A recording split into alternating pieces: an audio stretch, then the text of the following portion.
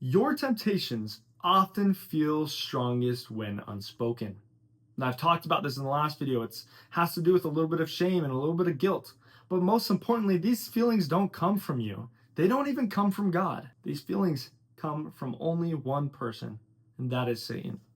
Now, if you don't believe in God, if you don't believe in Satan, level with me here.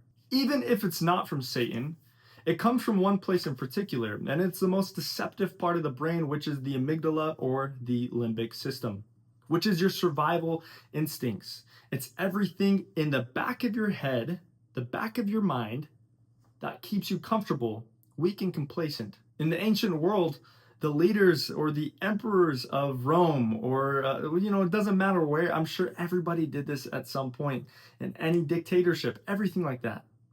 They always tapped into your survival instincts to make you weak the way they needed you to be weak.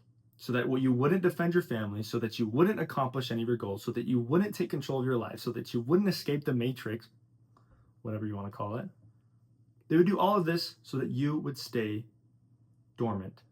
Why? Because the power of God is powerful. The power of God is in each and every single one of us, and it cannot be halted unless we are broken. How does Satan do this? He removes your agency, your ability to choose between right and wrong. Should I go to school today? Or should I pretend to be sick? I have another video on that, and I kind of said the same exact thing. But they all do lead into the next. And where it comes from is Satan he does it by making you feel guilty. He gets you into an addictive cycle that essentially leads you into fear. Afraid to tell anybody, afraid to do anything about it, afraid because you actually really like being so weak and lazy. It's the truth. Let's be real with ourselves. Now, I want to tell you guys something. When you write down these temptations that Satan gives you, your life changes. You kind of shift your perspective in a way you probably haven't ever before. When you write them down, you see things the way that they are and not the way that they have been, but the way that they are in this very current moment. When you write it down, it's like your spirit suddenly clicks, it speaks to you in communion with God to tell you, hey, these thoughts aren't your own. These thoughts perhaps are coming from something bigger than you.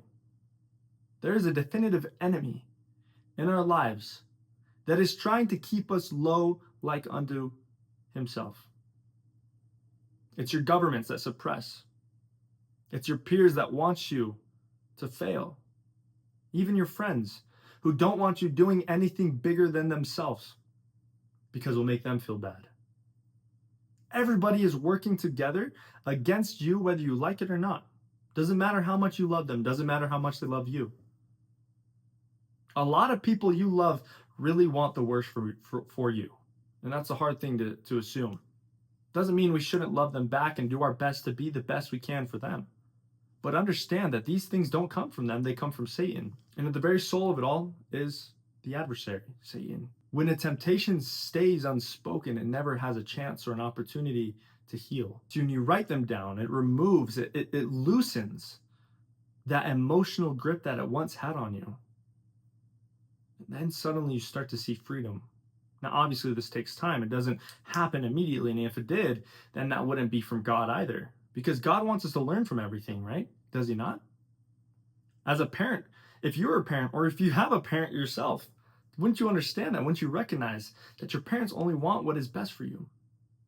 Your teachers only want what is best for you. That's why they make you do miserable assignments and make you take miserable tests where you will fail and you will lose. Because they want you to experience the feelings of failure so that you can one day recognize the feelings of success. No good can happen without negative opposition. When you are feeling tempted, I invite you to start getting into your journal. Before you have the opportunity to act on those feelings, write in your journal and write everything down. Just like in the last video, I said, start writing down the feelings that are coming into your mind. How do you feel? Oh, I feel like I should quit. A couple years ago, I felt like I should quit. I'd been working so hard on YouTube. I had had major success. And suddenly things started to slow down. And I was like, I need to quit. Sure enough, things built up and I finally decided I was done with YouTube. Really, what it was me wanting to quit disguised as a break. But I had an experience that was so profound. Perhaps it came from the power of prayer, offering those desperate moments to God. In part, I'm sure it came from journaling and writing in this book that has been so sacred to me over the year of 2025. But regardless, I know that this experience that I had didn't come from anything that was worldly. It came from God, in which I was told not to quit, to keep pushing. It came right as I was about to fall asleep, whether I was hallucinating or what, I have no idea. I heard a voice in my ear, as clear as day, telling me not to quit. And I woke up and I wrote that down in my journal immediately. And sure enough, I didn't quit. I might have changed my tactics a little, but isn't that what God wants us to do? When something's not going right, He doesn't want us to stop. He doesn't want us to give in to the temptation.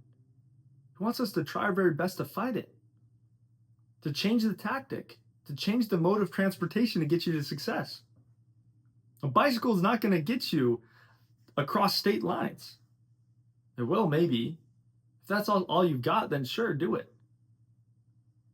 But if you have the means, you better pick up a car. Pick up a journal. When you write these temptations down before the action appears, when you write these down, you see them for what they are and you say, oh, I know you now. You are Satan, the one who is sent to distract me, and your life becomes clear. My name is Gabriel Bowman. Please pick up a journal. This is going to change your life. Now, if you enjoyed this video, there's going to be plenty more videos coming out over the next couple weeks. Like I said, my name is Gabriel Bowman. Please leave a like, comment, and subscribe. I would love to see you in the next video. See you later. Bye.